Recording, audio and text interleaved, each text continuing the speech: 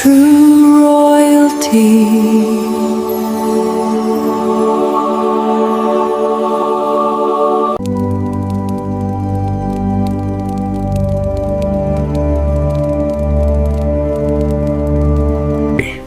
What should be done for the man the king delights to honor?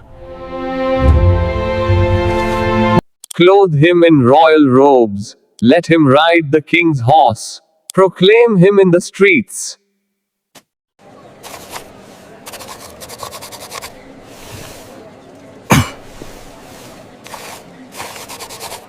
Imagine a kingdom where the king's word was absolute, and disobedience meant disgrace or even death. Now imagine one queen who dared to defy him, and another who risked everything to save her people. This is not just a story of royalty, but of courage, sacrifice, and destiny. The story of Queen Esther begins in the grand empire of Persia, an empire filled with riches, banquets, and secrets that would shape history.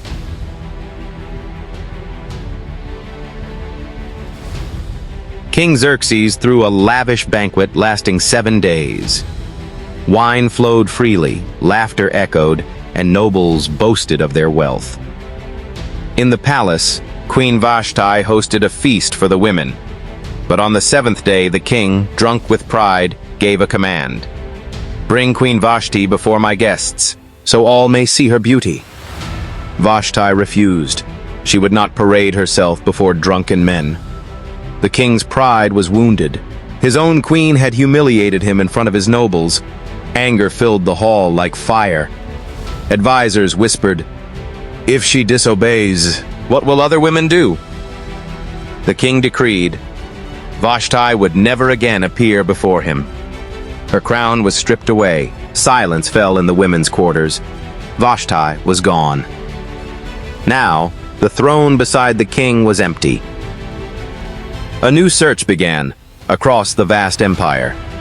Messengers rode to distant provinces. Beautiful young women were gathered into the palace. Among them was Esther. She was young, graceful, and kind-hearted. This is the only way. I understand, but it is dangerous. Orphaned as a child, she was raised by her cousin Mordecai. Mordecai was a Jew who lived faithfully in the land. Esther had never imagined entering the king's palace, but destiny was drawing her closer to the throne. For a year, the women were prepared with oils, perfumes, and fine garments. When Esther's turn came, she asked for nothing except what was advised, and she found favor in everyone's eyes. Esther was brought before the king. Her beauty was For radiant. centuries, our land has prospered under the watchful eye of the great kings of old. But her humility shone brighter. The king was captivated. He placed the royal crown on her head.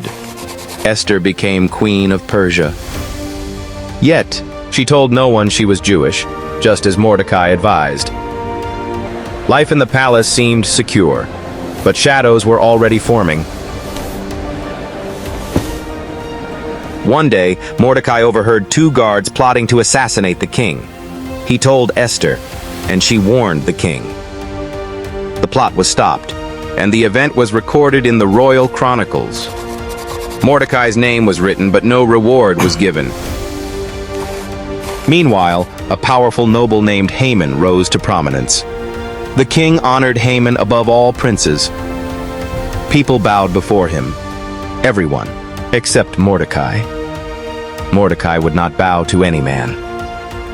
Fury burned in Haman's heart. He despised Mordecai, and when he learned Mordecai was a Jew, his hatred spread to the entire Jewish people. Haman plotted their destruction. He whispered poison into the king's ears. "There is a people scattered in your empire who obey their own laws, not yours. If it pleases the king, let them be destroyed." The king agreed and gave Haman his signet ring. Letters were sent to every province. On a certain day, all Jews, young and old, were to be killed. Panic swept through the Jewish community. Mordecai tore his clothes, put on sackcloth, and wept in the city square.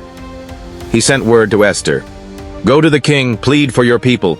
But Esther trembled, for no one could approach the king uninvited on penalty of death. Esther sent back a message.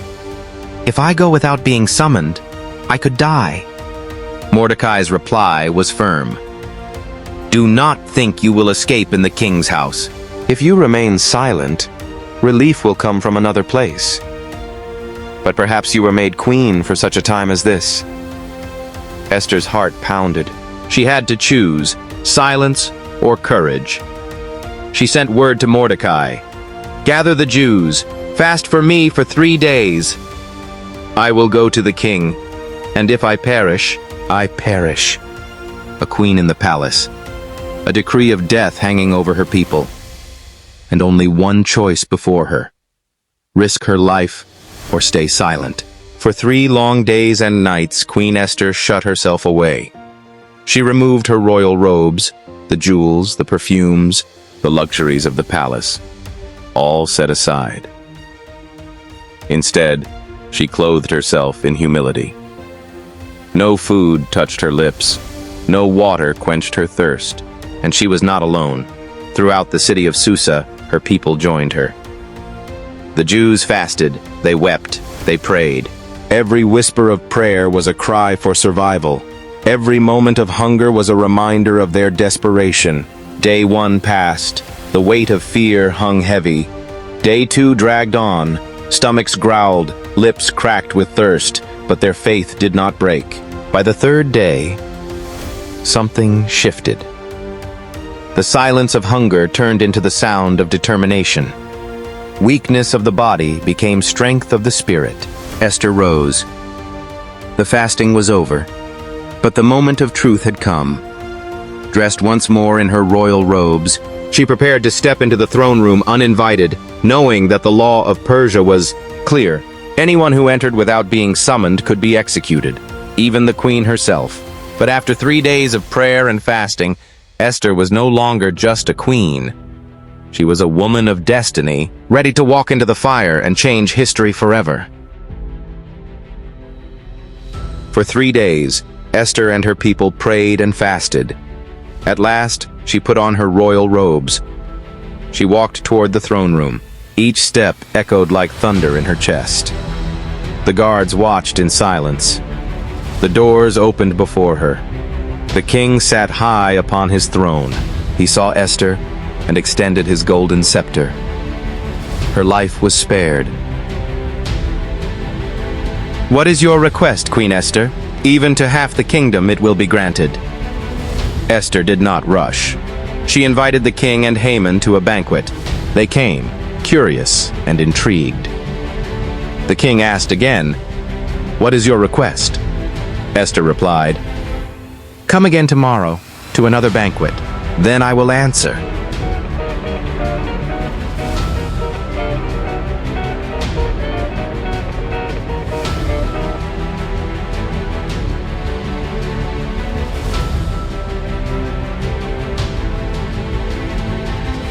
Haman left the palace filled with pride.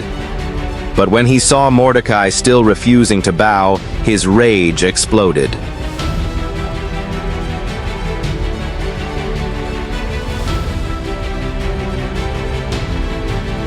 At home, his family suggested, "Build a gallows and hang Mordecai." Haman agreed.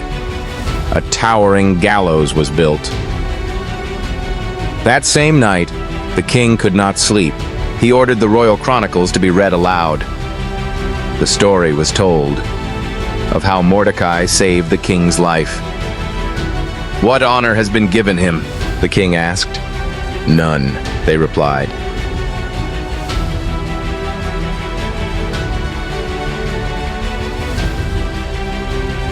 At that moment, Haman entered the court.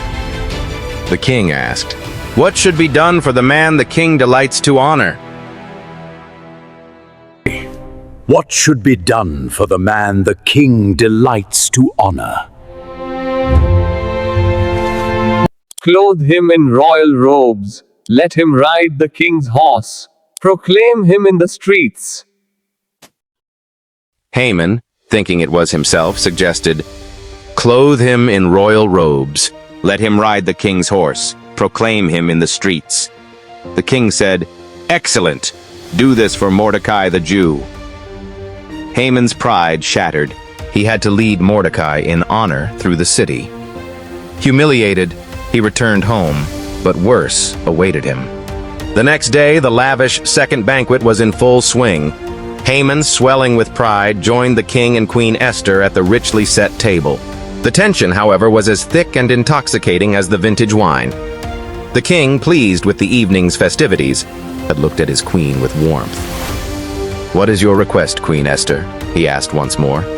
"Name it, even up to half my kingdom, and it shall be granted to you." Esther leaned forward, her heart pounding against her ribs. She took a deep, steadying breath. "If I have found favor in your sight, O king, and if it pleases the king, my request is this. Spare my life, O kin, and spare the lives of my people." The king's face darkened, his disbelief sharp. To threaten his queen? Unthinkable.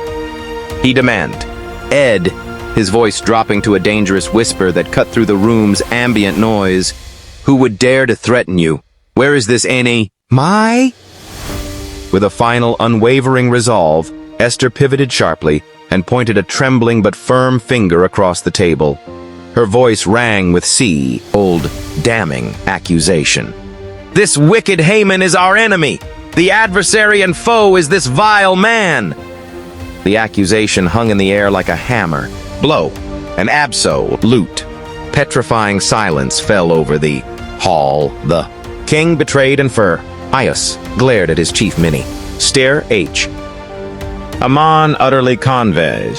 Cheated could do nothing.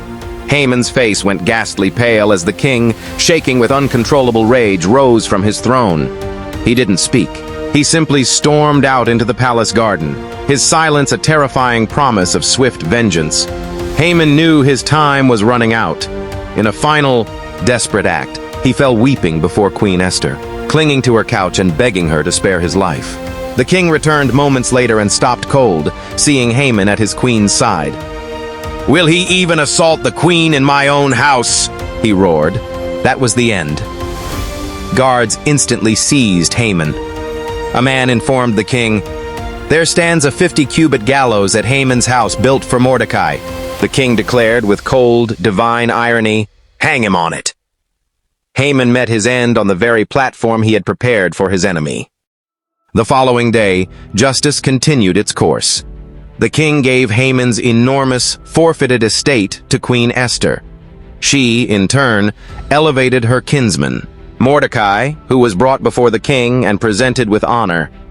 Recognizing Mordecai's loyalty, the king removed his personal signet ring and placed it on Mordecai's hand, granting him the highest authority in the land.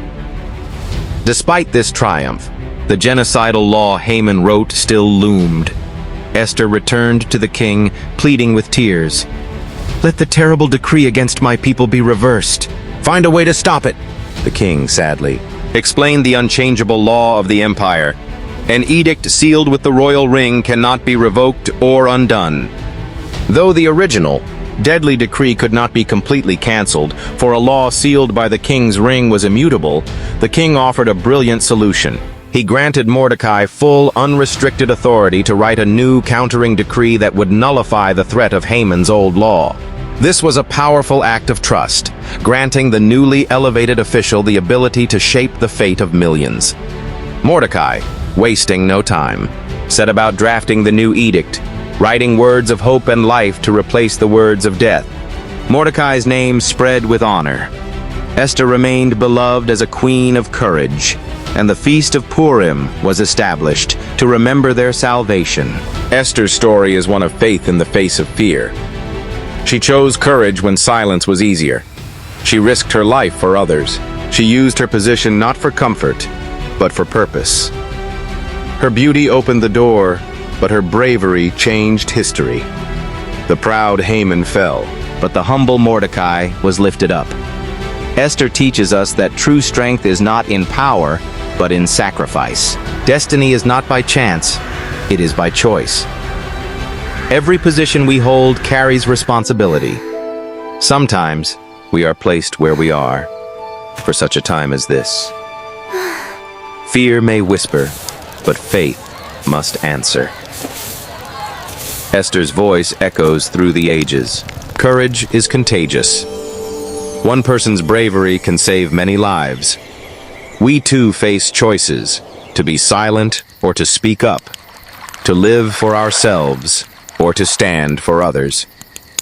Like Esther, we may be called to step into the unknown, and like her, we may discover that courage brings deliverance. The story of Esther is a story of hope, courage, and divine purpose. And its lesson remains: true royalty is found in the heart that dares to do what is right. If this story touched your heart, then don't let it end here. Tap that subscribe button and join us for more stories of courage, faith, and destiny. Because sometimes the next story might be the one that changes you forever. True royalty.